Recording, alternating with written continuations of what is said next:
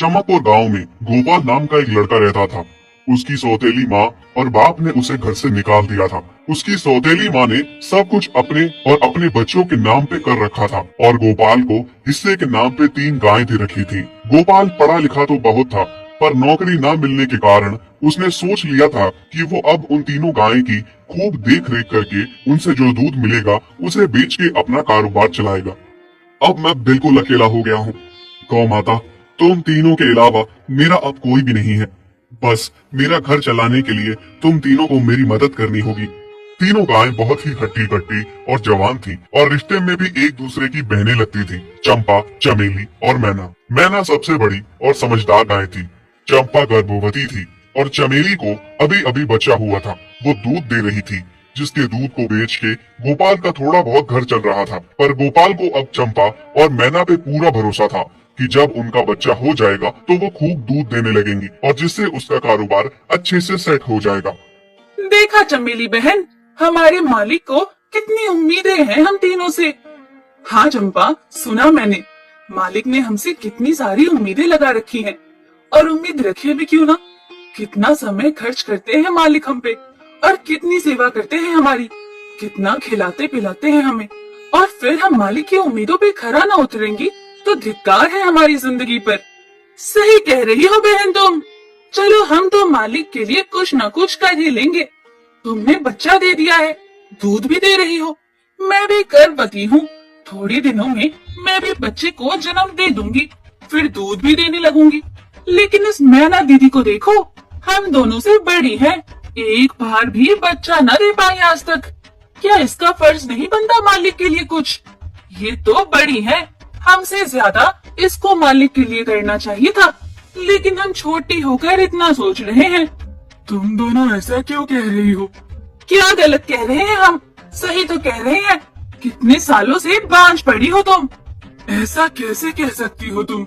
बच्चा देना ना देना मेरे हाथ में थोड़े ना है। मैं भी तो माँ बनना चाहती हूँ ना। मैं भी चाहती हूँ कि दूध दूँ और मालिक को मेरे दूध से कुछ फायदा हो। अरे तुम क्या बच्चा दोगी जो इतने सालों से नहीं दे पाई? तुम ये ख्वाब लेना बंद करो कि तुम बच्चा दोगी और तुम्हारे दूध से मालिक को कोई फायदा होगा। दोनों छोटी बहनें बड़ी बहन मैना की बेबसी का मजाक उड़ाती हैं और उस पे हंसती हैं। इस बात से मैना बहुत दुखी होती है और रोती है कि उसी की बहनें उसको दिलासा देने की बजाय उसे ताने मार रही हैं, उसका मजाक उड़ा रही हैं। फिर एक दिन गोपाल का पड़ोसी उससे कहता है, अरे गोपाल, तुम्हारी 2 गाय तो ठीक है, एक गाय का क्या है? उसे तुम्हें कोई फायदा नहीं है, बेच क्यों नहीं देते उसे?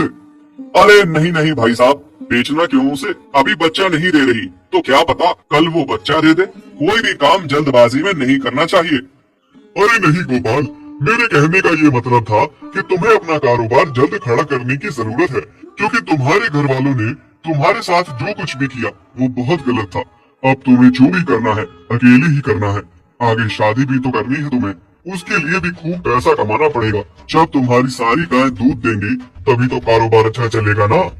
हाँ, बात तो तुम सही कह रहे हो भाई। मेरी मानो तो तुम अपनी गायों को क्रॉस करवा के देख लो, शायद उसे बच्चा हो जाए। हाँ, ये सुझाव तुमने सही दिया, मैं कल ही ऐसा कर लेता हूँ। सुना तुमने मैना बहन मालिक की बातों को? कितना परेशान है मालिक तुम्हारी वजह से। पर तुम्हें तो कोई बात कह ही नहीं सकते, झट से बुरा जो मान जाती हो तुम। मैना ये सब सुन के बहुत दुखी होती है, पर करती भी क्या, उसके हाथ में कुछ नहीं था। गोपाल ने मैना को क्रॉस करवा के भी देखा, पर उसका भी कोई फायदा नहीं हुआ। गोपाल, जो सुझाव मैंने तुम्हें दिया था, क्या वो तुमने आजमाया? हाँ भाई, वो भी करके देख लिया, पर उसका भी कोई असर ना हुआ। ये गाय किसी काम की नहीं है गोपाल, मेरी मानो तो इसे बेच दो। मैं सोच रहा हूँ एक बार फिर से क्रॉस करवा के देखता हूँ, शायद कोई बात बन जाए। देख लो, पर मुझे नहीं लगता। देखा, इन लोगों को भी पता चल गया तुम बच्चा नहीं दे सकती, तुम बांझ ही रहोगी। सही कह रही हो तुम दीदी, इतने जतन करने के बाद भी बच्चा नहीं हो रहा तो अब क्या होगा? गोपाल मैना को एक बार फिर से क्रॉस करवा लेता है। दोनों बहनें चंपा और चमेली मैना के बांझपन का मजाक उड़ाती हैं और उस पे खूब हंसती हैं। फिर एक दिन मैना चमेली के बच्चे के साथ खेल रही थी कि तभी चंपा देख लेती है। हाँ देख तो चमेली दीदी, ये मैना दीदी तेरे बच्चे के साथ क्या कर रही है?